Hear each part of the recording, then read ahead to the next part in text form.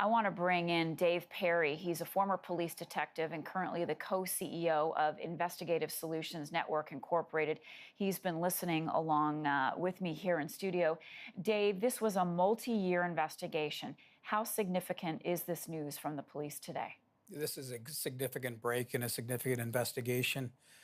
When you hear the numbers of people that were arrested, and you can therefore relate to the number of survivors who've been impacted, the young women, the girls themselves that have been trafficked for the purpose of prostitution, this will have a major dent, but it'll be on to the next one, if you will, in other communities, in cities like Toronto and in other areas around not just Canada, but around the world. It's a massive problem. And the details really can make you sick. The average age between 14 and 15 years old, and these girls are being sold for 30 or 60-minute sessions. Married men, we heard, often going to hotels, finding these girls online. And I was asking you, Dave, where are these young children coming from? And they are children. They are.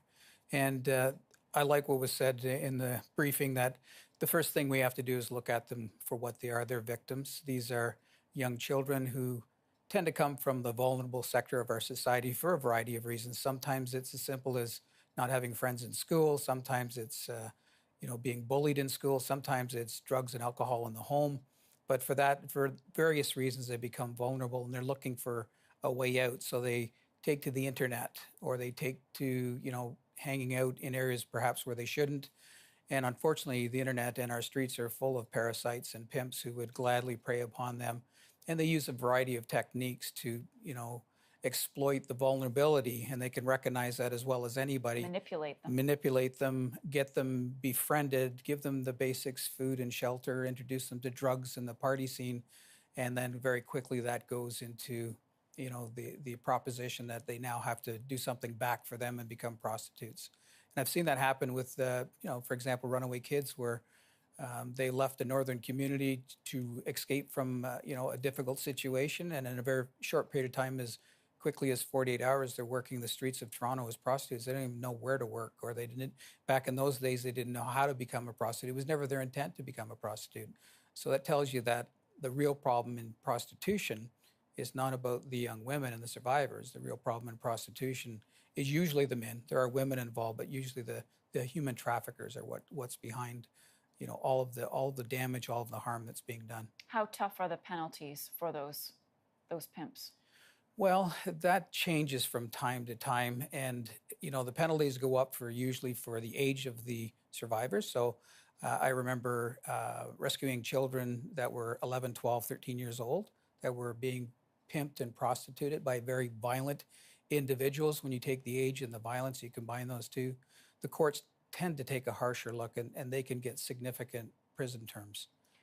What happens to these children after they are rescued by police? That's the biggest issue today in human trafficking.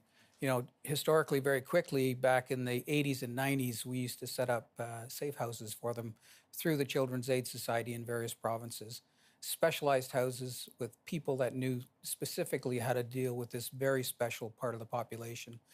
And moving forward now, a lot of times these young women are trapped by all kinds of things, including maybe a downtown condo where their lifestyle in that condo might not be what you and I would want to have, but by their standards is not that bad. So to get them off the streets, the police and the community have to offer some kind of an alternative that makes sense. So a safe house where they can go progressively and get sort of detox from perhaps the drugs they're on, to have specialists speak with them and to help them understand what they've just experienced, and then hopefully move them on to some secondary housing or some mainstream society piece, whether it be back in school or a job or whatever. But any small step up for these kids is significant, and it can make a difference in their lives. And when we hear this announcement today from York Region Police, many of us are shocked to think this is happening right here in Canada. Right here in Canada, on every corner, in every hotel, in every condominium of any kind of a size. It's a massive multi-billion-dollar illegal operation, and the most unfortunate and the saddest part is that the victims themselves, and you have to think about that. They're 14 years old. I heard the detective sergeant say that the average entry age is 14.8 years of age. So nothing has changed in my mind in the 25 years I've been around that part of the business. We always found that about 14 was the most vulnerable time in a child's life, and the time that these human traffickers could get the most control over them with really no risk to them. Where are these kids going to run if, for example, they resort to violence and they assault? And I've seen horrible assaults and abuse against these children to force them to work the streets.